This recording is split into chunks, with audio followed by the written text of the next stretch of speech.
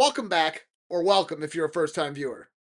On this podcast, we talk about wrestling, paranormal events, and shoe releases. If that's something that you're into, subscribe and let's get into it. WWE is really pushing Sol Ruka, and I like it. I like that, they haven't taken the belt from her and haven't made her lose it or anything like that. It's been a really short time, but she's already beaten Becky Lynch twice for the belt. So I don't know if there's going to be a rematch coming soon. I really think they're pushing the Becky versus Jessica Carr. I think Jessica Carr is not going to be a referee, and I think she's going to fight Becky, and I think that's going to be okay. I think that'll turn out to be a good match because Jessica Carr looks physically fit, and Becky Lynch. I mean, let's talk about it. We're talking about Becky Lynch. You know what I'm saying? Like she can handle her own. I do believe that this is just going to push Jessica Carr into a wrestler, and Becky is there to push her up. That's what a lot of these older generation wrestlers. I don't want to say older women or older men, but like older generation wrestlers. That's what their role is, and I hate when WWE does that because you just it's everybody is there to push up the young crew. It's okay to have a legend win a match once in a while. It's okay to have this go on. Does it mean that I like Becky's character? No, but I really don't care because that's what she's meant to do. That's what she's chosen. So it's fine.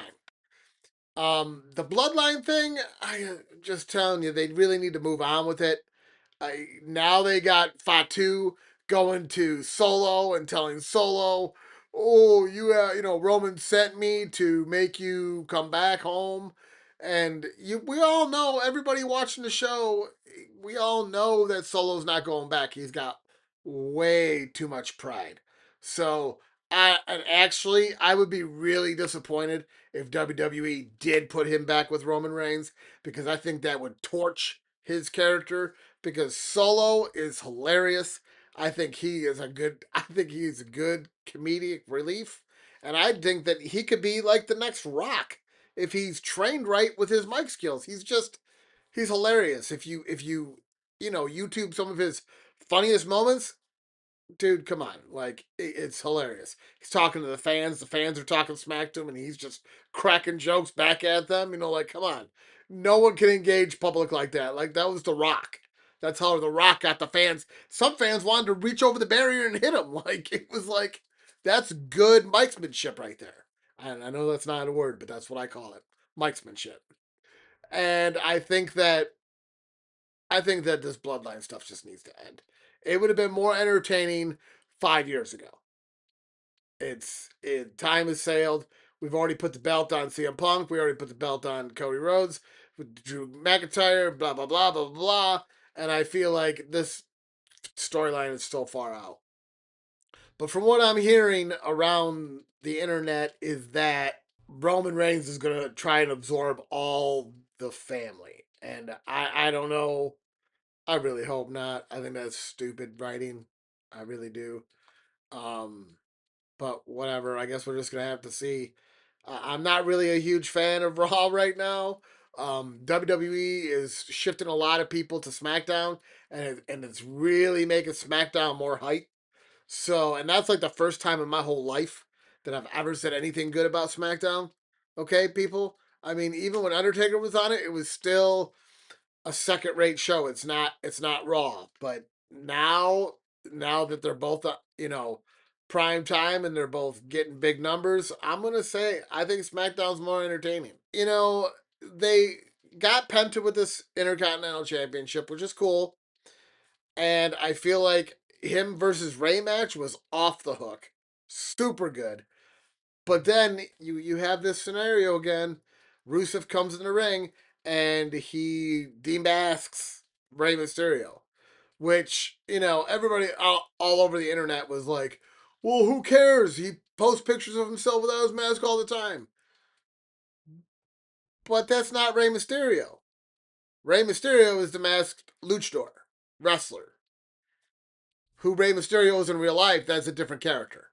That's not a character anymore. That's him. I feel like ripping people's masks off is stupid. Okay, and I understand Ray has to be okay with it, and he had to okay the storyline. And it might have been him that decided to do it because he's a legend and they like to have these guys go over, which, whatever, it's dumb. I don't have a problem with Rusev. I think he deserves a push. Ethan Page, on the other hand, uh, I am not really into him. And it's just maybe because he's got a big ego and he thinks he's cool. I don't know. I just really don't get into his gimmick. Moving on to Javon, Trick, and Oba. They were dynamic in the NXT. And I believe that right now it is very vital on how you handle these characters because it's different than it was in the old days. In the old days, wrestling was so legit and real that it's completely different game now, and it's more about athleticism, hype, and the fan reaction. To whereas in the old days, you threw a punch, it was a punch. You speared someone, it was a spear. And I'm talking like back in the Iron Claw days when the Von Erichs were around, Macho Man, Randy Savage, all their early careers. That was real wrestling. Not Hulk Hogan dropping a leg on somebody. I mean, like realistically, do you think you would be knocked out TKO'd from a leg drop or a body slam? Like that was his best move. Like just it changed.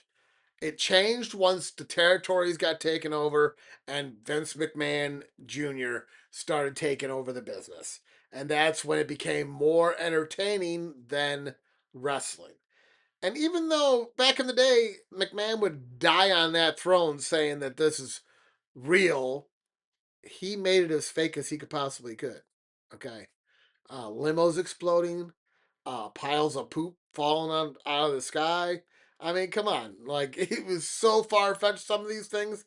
It was insane. We're going to go on to the next subject, which I want to touch on is how they're handling some of these superstars. Like I said, Oba, Trick, and Javon, you really need to hop on that train. Keep that hypeness going for them.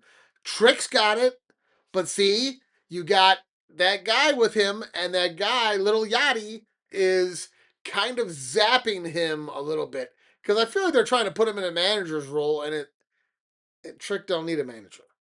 Trick has gotten that crowd hype without anybody by his side. So I feel like you're kind of like trying to say that he needs help, and I don't think he does, especially from Little Yachty. Okay, please. The guy has no mic skills. But you have those superstars, and those are the men superstars. And then you have like, Bailey and Lyra, and they're just kind of like being pushed to the side, which kind of sucks. They had the women's qualifier, and those two were involved in it, and Jade was too with Charlotte Flair. And during that match, Jade lost her wig, and I mean, it it was pretty funny to see her how she maneuvered through the match with it. Okay, it's never funny to embarrass someone, okay, but it's funny that how she recovered from that and held it through multiple moves through, my respect for her maybe grew an inch, okay, because of how she handled it. Does it mean I like her? No. Hell no.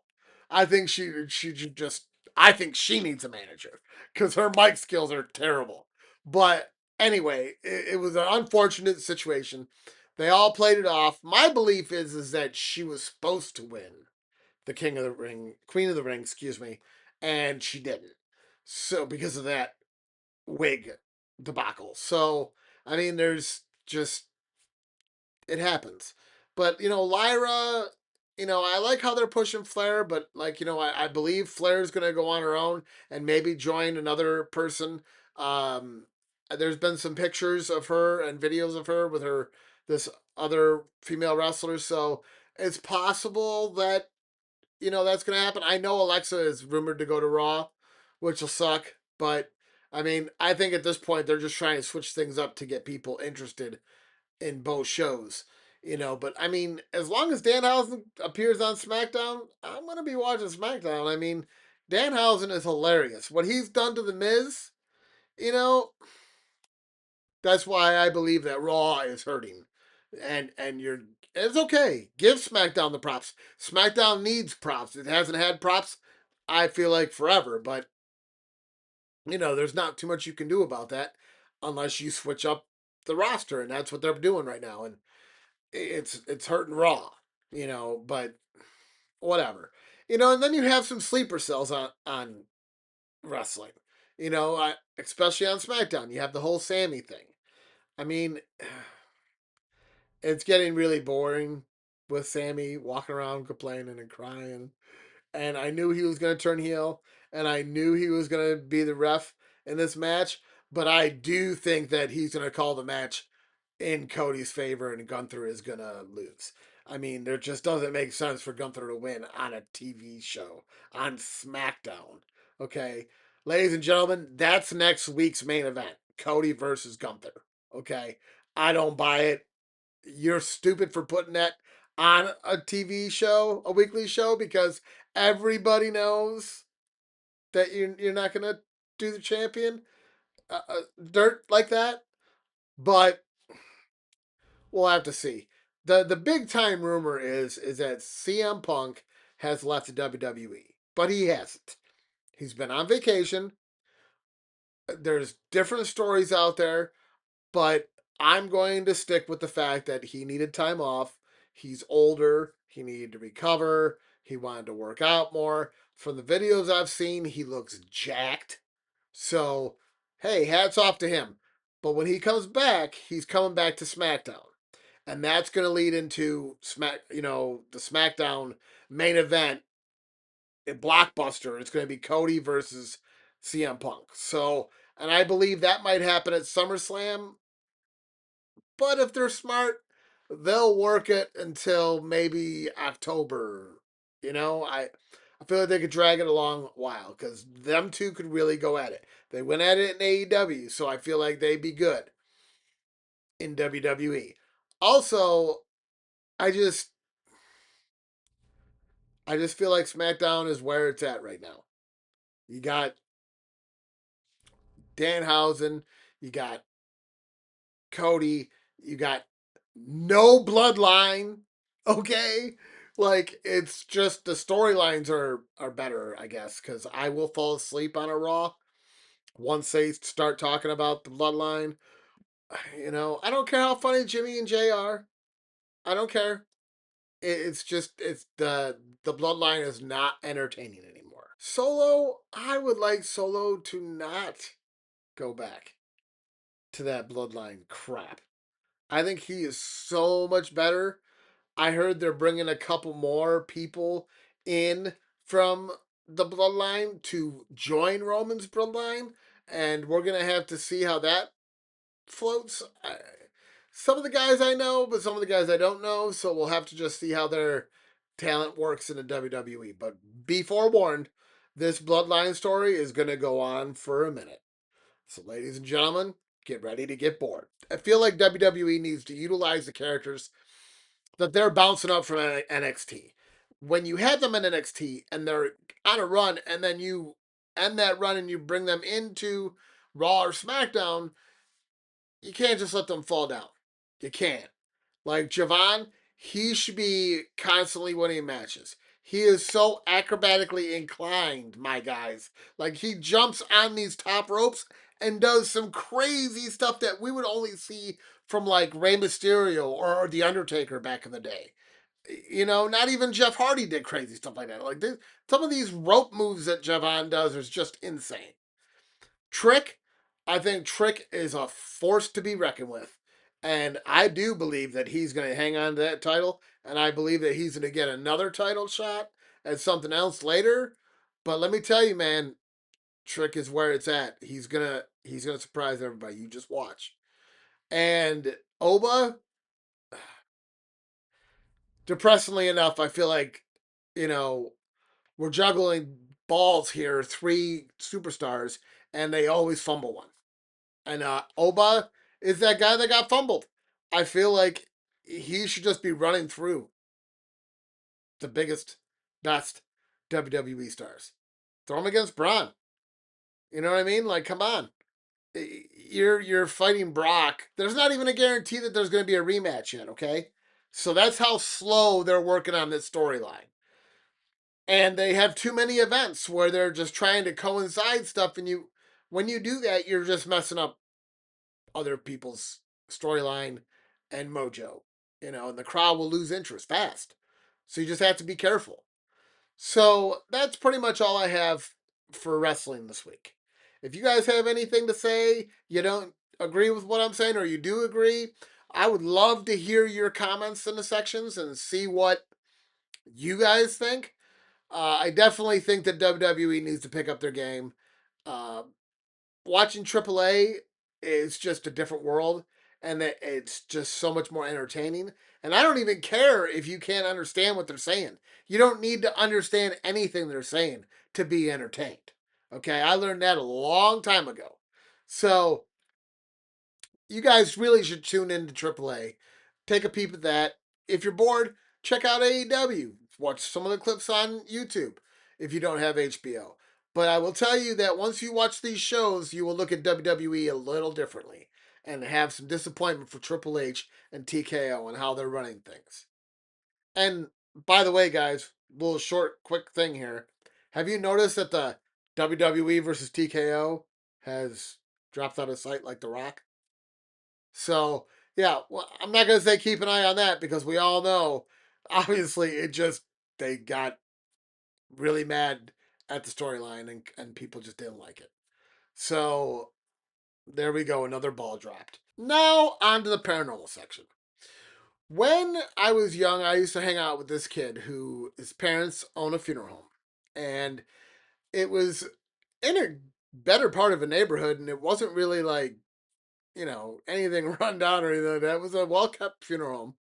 And he used to tell me stories of paranormal incidences there all the time where when he was younger, because we were young at the time, 12, he would tell me that his dad would bring him there after school or on the short days, and his dad was the mortician, and he'd be taking care of stuff and getting bodies ready. And, my friend would be wandering the funeral home or sitting somewhere doing his homework or watching TV in one of the rooms, and he would see things. And this is one of the stories that I'm going to tell you that he told me. So one day, I believe that we had a half a day, and his dad picked him up, and they were at the funeral home all day. They had two bodies, and they were getting them ready for viewing that weekend. And he was there doing his homework. He was in his dad's office, and his dad was downstairs because he was the mortician, and he was getting the bodies ready. Well, this one happened a little later at night. He was probably running late, and I remember him telling me that he had walked into the area where his dad works and said, "Hey, Dad, it's getting late. Can we order a pizza or get some food?"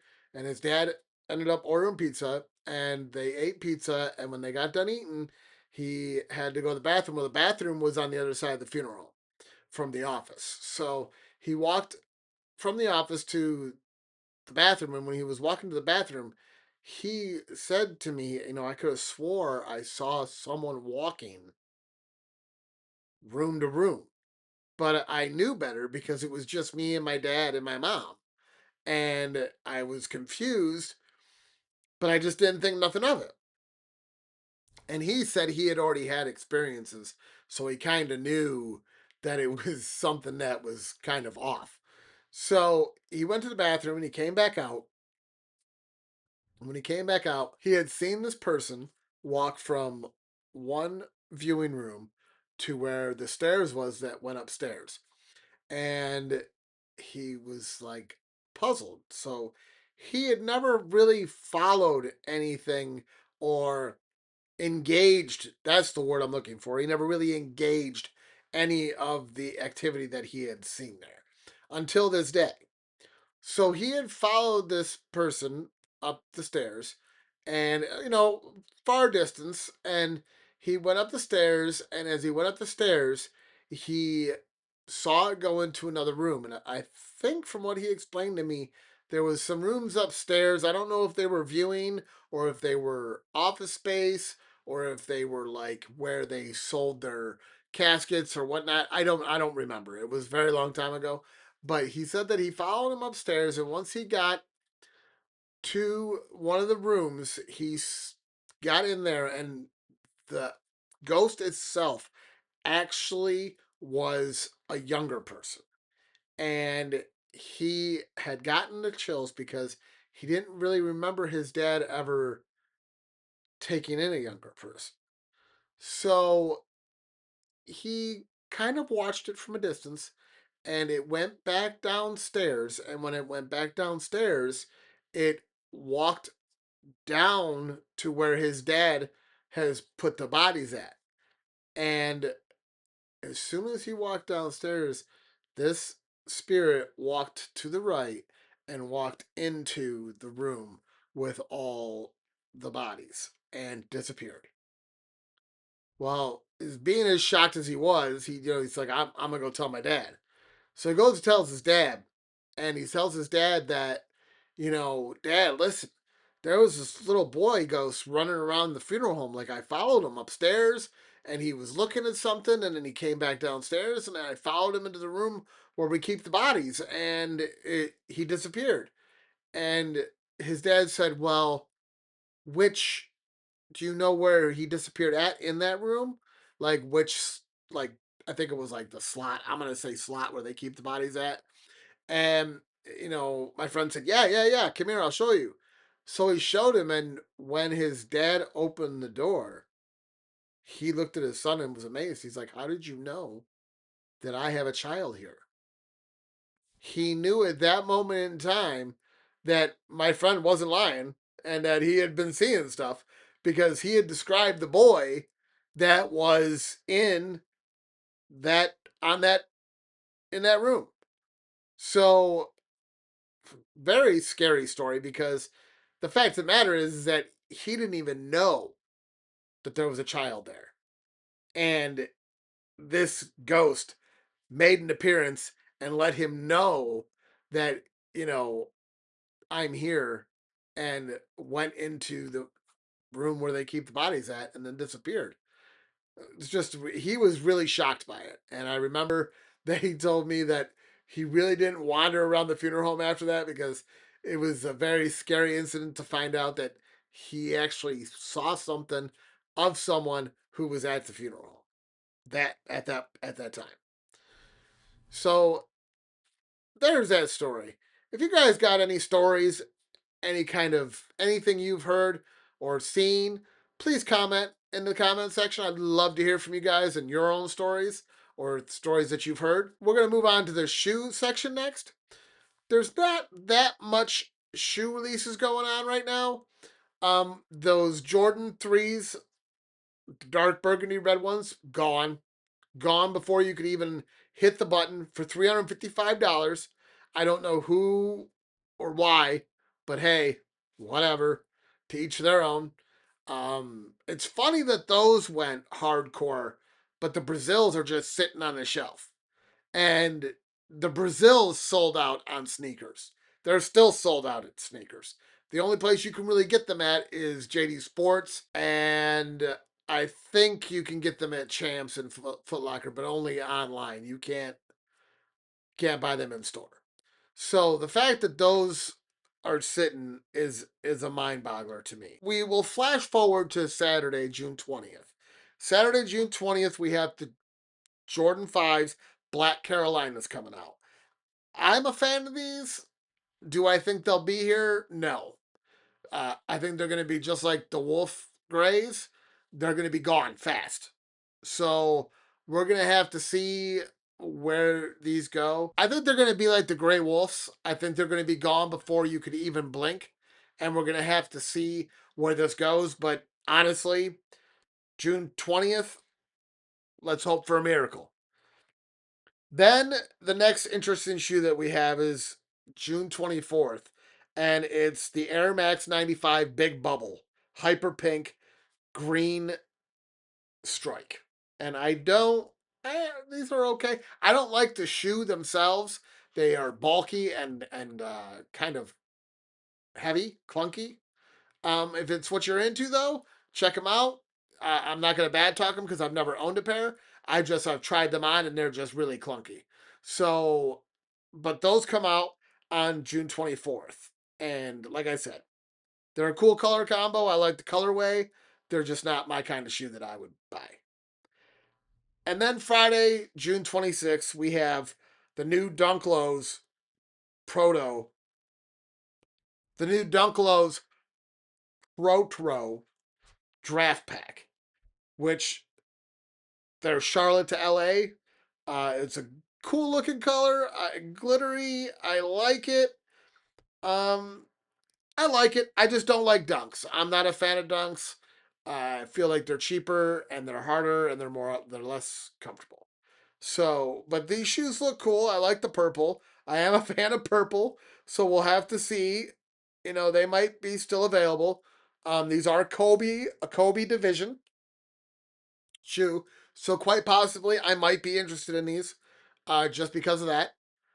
But that is where we're at with the shoes. I do know that Nike need to stop dropping the ball and bring some shoes that are not ugly to be rare, but cool to be rare. A lot of these shoes that they're bringing out are just ugly, and of course, people are going to buy the ugly shoe because they're the ugly duckling. They're rare. It's an ugly shoe. So, I mean, I'm not even a fan of the Brazils. I'm not a fan of the last burgundy red ones they came out with. It's just not. People definitely don't want to pay $355, almost $400 for a pair of tennis shoes. I mean, apparently, I'm wrong because those shoes sold out, but it's because they're rare. Okay. And they probably only made so many. So your chances decrease of getting anything like that. I'm not a fan of the Brazils. I'm not a fan of the Bin 23s. They're threes, but just like the Easter pastel ones, they're not threes that I want. The pastel threes have dropped so hard in price. You could pick them up for $140 at some stores. I believe Snipes has them for $140. So I mean, if you want a pair of threes and you don't want to pay $220, there you go. There's your pair of threes. I'm not saying they're ugly. It's just not my forte. I'm not criticizing anybody that likes these shoes by no means, because everybody is allowed to have their own individual taste, and I will back that. But you got to make your own fashion statement. I just wish that they would come out with cooler versions of the threes and the fours. We do have a four releasing in July. I don't want to drop that yet, but we do have a Jordan 4 releasing soon. So, and it's going to be a pretty cool color combo. I'm kind of excited about it. So we'll have to see. Do I think that they'll be there? I don't know. But it is another white Jordan. And we're gonna have to see. Those white Jordan 4s, man, they bye. They're gone before you can even say anything. So we'll just have to see where that goes. But keep an eye on that because July is gonna be a hot month from what I understand. And it's gonna be July 25th to narrow it down that these shoes are going to be coming out. So keep an eye out for that. That's the show. Thanks for watching. If you liked what you heard, then please like, comment, and share with your friends.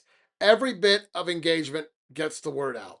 If you made it this far into the video, leave a tooth in the comments, and I'll see you next week.